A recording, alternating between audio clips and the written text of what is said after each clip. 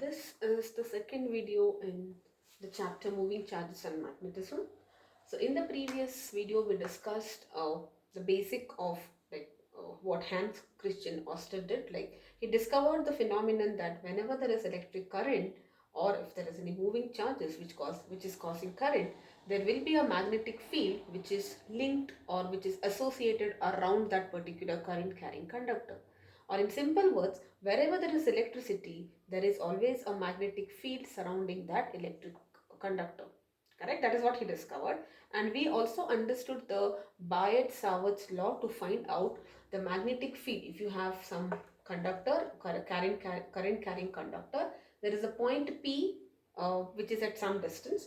How do you find the magnetic field at that particular point P? Because of a small length. It is nothing but dB will be I mu naught by 4 pi, which is the constant, I dl sine theta by r square, where theta is the angle between the current element, that is dl, and the position vector from that current element to the point where we are trying to find the magnetic field.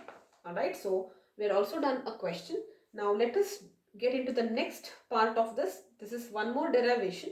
This chapter is having a lot of derivations, by the way. So this is the second derivation. It is expression to find out the magnetic field. Magnetic field is represented by capital B on the axis of a circular loop which is carrying current. Okay, so what did we do in Biot's law? You had a conductor which was not in a circle. It had some weird curve, or it can be straight also. And there is some point here wherein I'm trying to find the field. But now the conductor is in the form of a circular loop like this. Okay, this is in the form of a circular loop like this. And at any point on the axis, this derivation is not if you want to calculate the field at this point or this point or this point at this point. On the axis anywhere, I can calculate using this formula. Alright, so let us say there is a point P and this is my circular loop. Now visualize this. This is like a ring. You take a bangle and you visualize or consider this to be a circle. Okay, so it is placed like this. Okay, it is placed like this and the axis is like this. It's perpendicular to the conductor, correct? So this is how it is. My loop is perpendicular to this blackboard and axis is parallel or along the blackboard. Please understand that because axis is passing through the center, correct? It is like this. Okay, that is what the meaning of axis. Okay, so this is my current carrying loop. Alright, so let us say there is a current carrying loop of radius. This is the center and let me say this radius is r. Okay, so the radius of the current carrying loop is small r. Okay, so this is r. This is the radius. Okay, and let us say this is carrying current I in some direction. The current is flowing in this direction. Okay, so the current is I. It is flowing in the anti-clockwise direction. This is just the convention that we are following. Alright, let the plane of the loop be perpendicular to the blackboard or perpendicular to the plane of paper, and let P be a point which is on the axis at a distance of x. So let us say this distance is x from the center. Okay, so this distance is x from the center of the loop. Alright, now the entire loop I can divide it into small current elements, right? I can say dl, dl, dl, dl and so on. So I will take a current element here and I will take one more small current element here. It is made up of current element, but just to analyze it, I am taking two current elements. I will just name it so that I can refer it. This is CD and this is C dash D dash. Okay, this is just a name, don't worry about it much. Okay, now one such current element, small element is CD and one more is CD here. Okay, now what will be your, let us apply Biot-Savart's law and try to find the field at this point. Now forget about this loop. This is a conductor and there is a point. So I can apply Biot-Savart's law. Correct? So for CD if I apply, what you will get? The small field it will be because of that element. So dB will be equal to mu naught by 4 pi I into dl. I is the total current, dl is that small element. What is the angle between? It is, angle is 90 here, divided by distance. Okay, now let us say this distance is a. I'm just taking this distance as a. Alright, so divided by a square. Now how did I get this as 90? Feel it. Okay, so this is the point here, and this point is somewhere here. Okay, so I will just keep my hand, and this is the point, but it is on this plane. So if I join these two, isn't it perpendicular? Because this is like a tangent, right? It will be perpendicular. But tangent, if I say, it is like for a plane you have it. So this is also a plane, like a circle you have in, I cannot show it in 1D because it is something like this, correct? So that angle is always going to be 90 degree anyways. If you cannot visualize it, it's okay, but it's not that difficult to visualize. So this is the end of it, and I'm saying any point, if I just join this line is perpendicular to this, correct? So definitely the angle is 90 degree here. Alright, now similarly, and what will be the direction of this? The direction is always perpendicular, right? So this will be somewhere in this direction. I will say this is the direction of BB here, PM or something. Alright, because you know, according to Bayes-Strouds law, you know it is perpendicular to the plane containing the element and the point. So if it is like this, it will be perpendicular to this plane. If I join this, it will be like this, correct? So if I am joining this, it will be, this angle is 90 degree basically, perpendicular. Okay. Yes, that is for CD. Let me write it. This is along the direction PM. Okay. Now, the magnetic field, look at that. You can also divide this magnetic field dB into two components, right? Because this is acting like this. So if I take a vertical and a horizontal component like this, and if I say this angle is theta, or I think I'll take it as alpha, okay. So if I take the angle between the magnetic field and the horizontal to be alpha, what will this be? This will be dB cos alpha, and this will be dB sine alpha, right? So dB cos alpha is basically along P x, and this is along P y axis. Alright.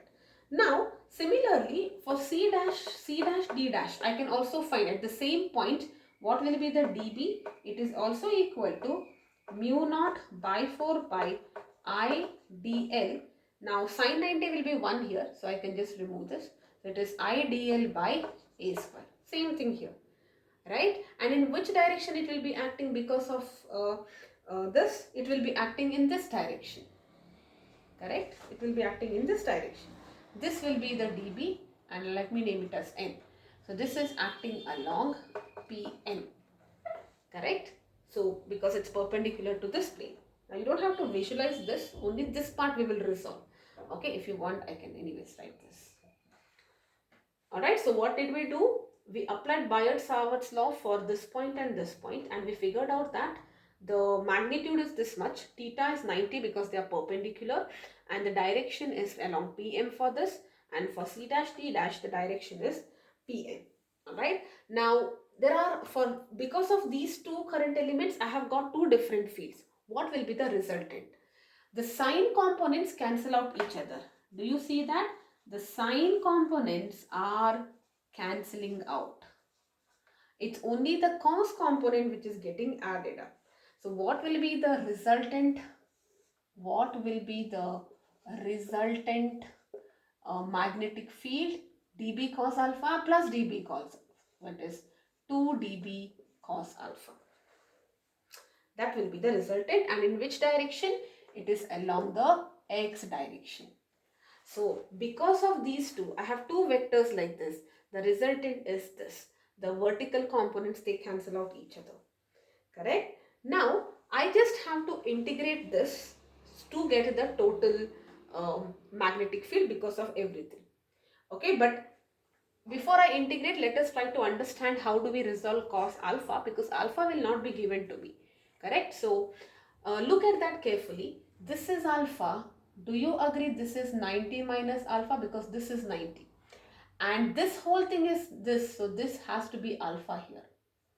Okay, so I repeat, this is 90 alpha, so this is 90 minus alpha, and I also know this is 90. So if this is 90 minus alpha, this is alpha, and if I join this, what is it? What is cos alpha? Adjacent side by hypotenuse, right? So cos alpha will be r by a. Simple. This is adjacent and this is hypotenuse. Okay, so now if I want to get the total magnetic field, maybe I will write it here. Okay, so if I want to get the total magnetic field, alright, I just have to add it up from 0 to pi r. It is not 2 pi r because I only have to consider here this and this, this and this, they are like pairs, correct? So it's only up to pi r, semicircle, correct? Half of it, yes. So it is pi r 2 dB cos alpha. Okay, so this now what will be constant? Yeah, maybe first we will write it this way. We will just write the expression for dB. What will be dB? Mu naught by 4 pi I dl by a square. And what is cos alpha? R by a. That is how you get. Now you can take mu naught by 4 pi outside. Okay, 2I by a cube, correct? 2I by a cube, 2I by a cube, and r. Everything is a constant, correct? And only thing which will be variable is your dl. Okay, and what is integral dl here? Integral dl is nothing but pi r, right? If you integrate from here to here, you're getting the whole, it is not the total circumference, it's the semi-circumference. So what you will get here, mu naught by 4 pi into 2 I r by a cube into pi r. Okay, so this is what you get. Now see, we can cancel out pi and all that, but it is easier to calculate this, so let us keep it this way only. Now what is r? R is the radius. Okay, a I will not be given, correct? A is x, I'll be given, r I'll be given, a I don't know. So I don't, what is a here? A will be equal to r square plus x square under root, the normal right angle triangle. That is what I will be substituting. So this is 2 pi I r square by, instead of a cube you will write r plus r square plus x square to the power 3 by 2. Because a is root cube is 1 by 2 cube. Okay, so this is what is your final expression. If you want to calculate the magnetic field at a point which is due to a current carrying circular loop at a point on the axis, mu naught by 4 pi 2. Now if you want you can reduce it further, but most of the times this value is easy to calculate. Mu naught by 4 pi is 10 power minus 7. So we try to keep it this way only. Alright, 2 pi into I into r square divided by r square plus x square, where r is the radius of the current loop and x is the distance of the point along the axis from the center of the loop. Alright, now if you want to find the direction, you can use the right hand thumb rule. Okay, so if you curl the fingers of your right hand in the direction of current, then the thumb will give you the direction of the field. Okay, so see, this is basically the opposite. Remember, this year also you will be studying this, but if you can recollect whatever you studied in 10th grade, you had a straight current carrying conductor. If you align your Maxwell thumb rule, right, current is in this direction, the finger curling will give you the direction of the field. Now it is the opposite. Okay, the fingers will give you the current. The finger should be aligned in the direction of current. The thumb will give you the direction of the field. That means, now look at it, I told you it is in this direction and current is like this, correct? So look at that, it is like this, anti-clockwise. The current is like this. If I open up the thumb, you can see that field is in this direction. So instead of visualizing this deeper way, this becomes handier. Okay, so it's the opposite of Maxwell thumb rule. Maxwell thumb rule was telling you that if you have a straight current carrying conductor, you will have concentric circles, magnetic field, right? So the direction of the thumb is in the direction of the current and the fingers give you, the way the fingers curl will give you the direction of the field. But here the current itself is in the circular loop. So you make the fingers, because you cannot write like this, right? You will have to curl your fingers. Thumb will give you the direction of the field. Okay, now in this case the field is along the axis perpendicular to the conductor, right? So look at that. It is something like this, perpendicular to the plane of the current carrying loop, right? So this is what it is. Now if you have n turns, you will just multiply this by n if you have a loop of having n turns. Okay, you will just multiply by n in that case. So 4 mu naught by 4 pi, 2 pi n I r square divided by this. Okay, now if they ask you what is the field at the center, not along the axis. Okay, I'm not talking about any of this position, exactly at the center. Don't you agree x is 0 here? So at the center of the current carrying loop, B at the center of the loop is equal to mu naught by 4 pi 2 pi I r square divided by r square to the power 3 by 2. Okay, so this and this gets cancelled. So it is mu naught by 4 pi into 2 pi I, this is by r, it will be, right? R square and r cube. Now if you want to make it simpler here, 2 ones are, 2 twos are, so it is mu naught I by 2r. If there is n terms, it is mu naught I, it is like we say min by 2r. Okay, so at the center it is minimum, something like that, you remember, smaller, right? Distance is smaller, so it is min by 2r. Okay, so that is how it is. Alright, now basically a current carrying loop will behave as a magnetic dipole with one face at the north pole and the other face. What is the face? You know which face, this side and that side, right? One face will be acting like a north pole and the other face will be acting as a south pole. And the graph for this will look something like this. With the distance it is decreasing. At the center it is maximum. If you go on this side or if you go on this side, it decreases. Okay, so that is about the derivation for magnetic field in the case of a current carrying circular loop on the axis. Okay, so quickly let us do one numerical, and then in the next video I'll be taking up ampere circuitry.